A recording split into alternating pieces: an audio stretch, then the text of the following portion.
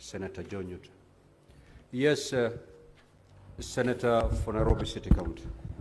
Perhaps, Speaker, you could guide whether we are also expecting the CS of Defense because she was scheduled to appear.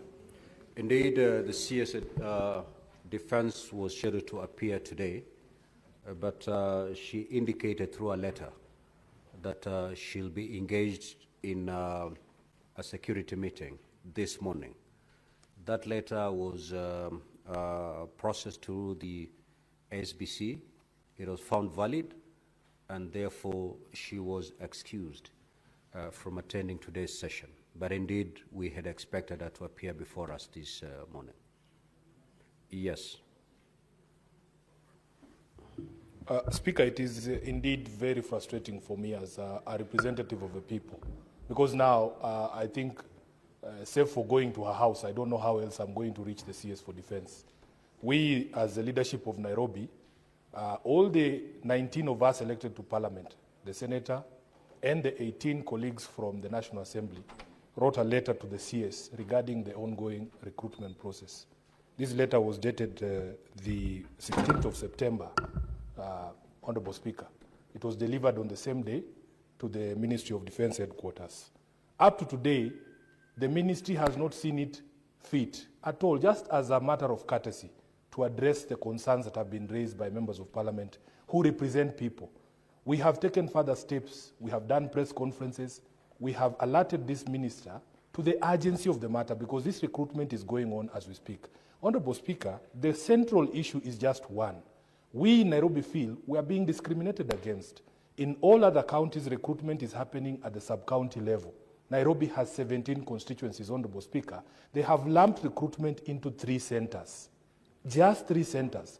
Considering, Honorable Speaker, the population of Nairobi and the biggest youth bulge is actually here in the city. The biggest problem of unemployment is here in the city. When an opportunity such as the recruitment into our defense forces arises, we feel that our young people in Nairobi should be given a fair chance. Now, if we have taken the courtesy, the steps to write to the minister, she doesn't have the courtesy to write back to the representatives of the people. We are not writing these letters for ourselves. Honorable Speaker, I don't have a child who's old enough to go to the defense forces. So I am not doing this or asking this, and indeed my colleagues, for any of our family members. It's for the people that we represent. Can the minister at least have the courtesy? Just that the way that she has written a letter saying she does not want to come to the Senate today, or she's not able to come to the Senate today, I believe she can be courteous enough to originate correspondence to respond to the representative of the people of Nairobi. So I was waiting for her this morning. And these are the frustrations we go through as representatives of the people. We write, you don't respond. We do press conferences, no response. I wait for you where the people send me to wait for you, you don't show up. Now, my only option is to find out where she lives, Honorable Speaker, and to go and wait for her at the gate. Now, what else am I supposed to do? Because it is very frustrating. So I hope, Honorable Speaker, in the letter that she has sent you, she has indicated when next she will be available. Because honestly, and this is a live matter, this is a live matter. When will it ever be resolved? If she is not here today to give answers to the people of Nairobi, when will it be resolved? After the recruitment is done. It is very, very unfortunate, Honorable Speaker, and I hope that this House can record the disappointment of myself and the people of Nairobi that she has failed to show up this particular morning. I thank you, Honorable Speaker, for this opportunity.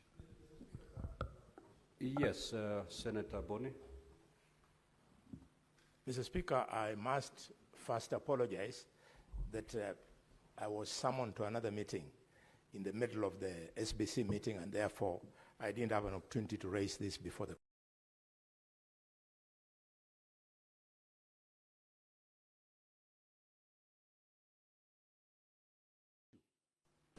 that opportunities for children to join the military